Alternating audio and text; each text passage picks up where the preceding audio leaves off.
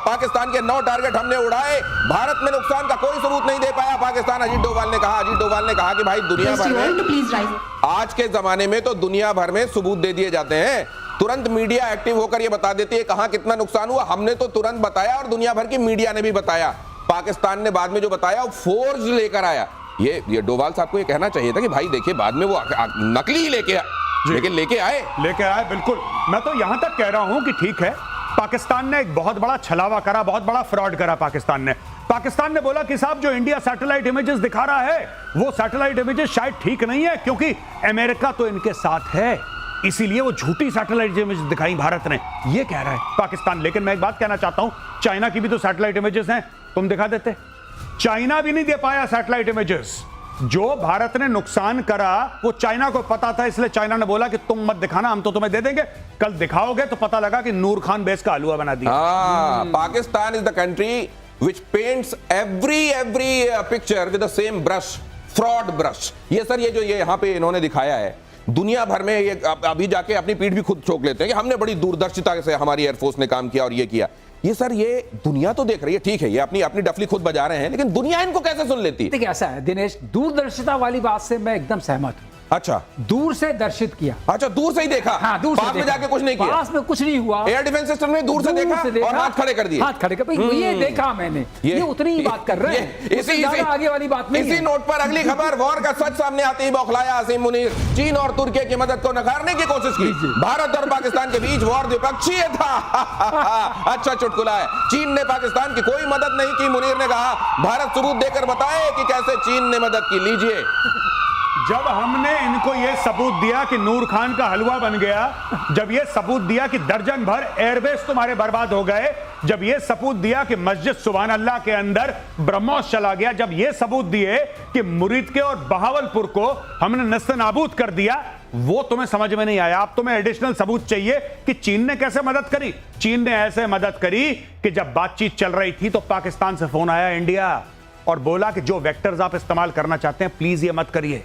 तुम्हें कैसे पता? तुम गुलेल चलाने वाले लोग, तुम्हारी शक्ल ठीक नहीं है, तुम किस तरीके से हाई टेक्नोलॉजी की बात कर रहे हो। We knew immediately that China was involved और तुम्हारे 3 टर्किश फौजी मारे गए जो वहां पे ड्रोन चला रहे थे। इंडियन स्ट्राइक से 3 तुर्किश फौजी मारे गए। इसलिए हमें यह पता लगा कि टर्की इन्वॉल्व है, क्योंकि टर्की ने बूट्स ऑन ग्राउंड डाले हैं वहां पे। हथियार देना एक अलग चीज है दिनेश भाई। नहीं, ये वो वाली बात है ना। ये देखिए आप, वहां के जब आतंकवादियों को मारा गया उसमें फातिहा पढ़ने के लिए कौन कौन पहुंचा?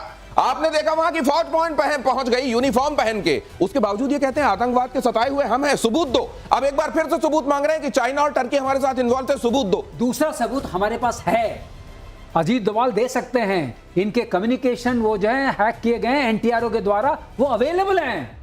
क्या बातचीत हुई है तो वो भी पता है, लेकिन ये मत सोचेंगे पता नहीं है, वो भी पता है। वो तो जब कारगिल की लड़ाई हुई थी तब तो रॉ ने परवेज मुशर्रफ अपने जनरल के साथ बात कर रहा था। परवेज मुशर्रफ बीजिंग में बैठा हुआ था, वो हैक करके वो रिकॉर्ड कर लिया था हम लोगों ने। तो अगर वो तक रिकॉर्ड कर लिया था तो सबूत पूरे हैं, लेकिन क्या तुम्हारी नौकरी की है कि तुम्हारे मांगने पर सबूत दें? अगली खबर देखिए, यमन के हूती विद्रोहियों ने लाल सागर में बरपाया कहर। एक हफ्ते के अंदर दूसरा जहाज भी डुबोया।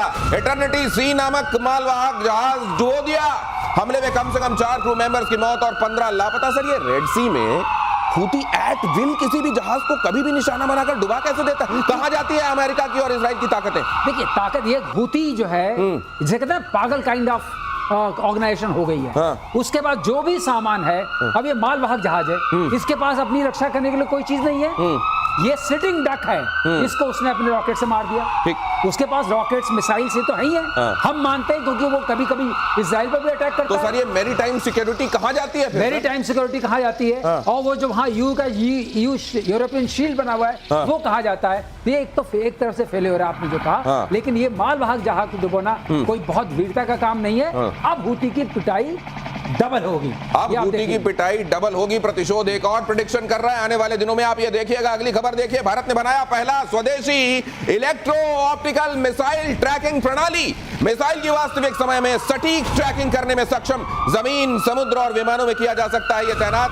मल्टी स्पेक्ट्रल सेंसर से लैस EOTS। अब ये क्या होता है? मल्टी स्पेक्ट्रल सेंसर्स क्या होते हैं? कैसा होता है मिसाइल को रियल टाइम पकड़ना? क्या क्या ये मैं रिक्वेस्ट करूंगा, ये मामला सरलीकरण वाला नहीं है, ये हाईली टेक्निकल मामला है। सर मैं आपसे रिक्वेस्ट करूंगा प्लीज। देखिए, इलेक्ट्रो ऑप्टिकल ट्रैकिंग सिस्टम, इसका मतलब ये हो गया कि सर ये यहाँ पे ग्राफिक्स में अगर देख के आप बता सके हमारे दर्शकों को, क्या होता है सर? ये ग्राफिक जैसा मुझे दिख रहा है। इलेक्ट्रो ऑप्टिकल का मतलब ये है कि मेरे पास आपका दृश्य आ रहा है। अच्छा, मेरे को इलेक्ट्रॉनिक आई से दिखाई दे रहा है। जी जी जी जी। अब मैं उसको इलेक्ट्रिकल पल्सेस में कन्वर्ट कर सकता हूं, तो वो इलेक्ट्रो ऑप्टिकल बन गया।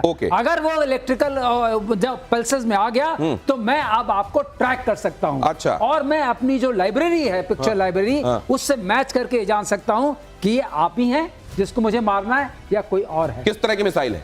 किस तरह मिसाइल है, किस तरह का जहाज है, हमको क्या मारना है उसके लिए? किस जगह का मरकज है, राइट, जिसको मारना है उसको। सर क्या मिड एयर करेक्शन हो पाता है? हाँ, मिड एयर करेक्शन, बीच में चलते चलते करेक्शन। यही मैं सोच रहा था इसको देख के, जितना मुझे समझ में आया। ये तो एयरफोर्स के हैं सर, हमारे सीनियर है, ज्यादा बेहतर बता पाएंगे। लेकिन इतना अगर इनपुट मिल रहा है मिसाइल को, तो किस चीज के लिए मिल रहा है?